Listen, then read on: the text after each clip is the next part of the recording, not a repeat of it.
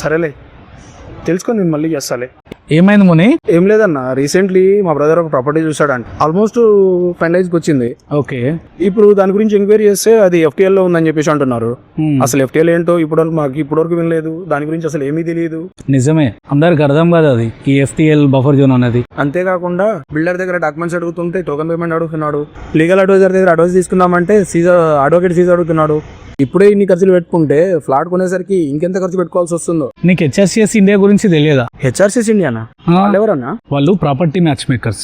జిన్నేన్ properties suggest చేస్తారు and legal clarity ఇస్తారు, documentation check చేస్తారు, ఈ అన్ని ఫ్రీ ఆఫ్ కాస్ట్ ఇస్తారు. ఇది ఎలా తెలియకుంటున్నావు? సీరియస్ గానా? వాళ్ళు ఫ్రీగా చేస్తారా అన్న? అవును ముని, 0 కన్సల్టేషన్ ఫీ ఉంటది. బిగినింగ్ నుండి ఎండింగ్ వరకు కంప్లీట్ సపోర్ట్ ఇస్తారు. నీకు మనీ, టైం ఇలాంటి హెడేక్స్ ఏముండవు. సూపర్ అన్న, ఇప్పుడే మనకి చెప్పాలి. చెప్పు.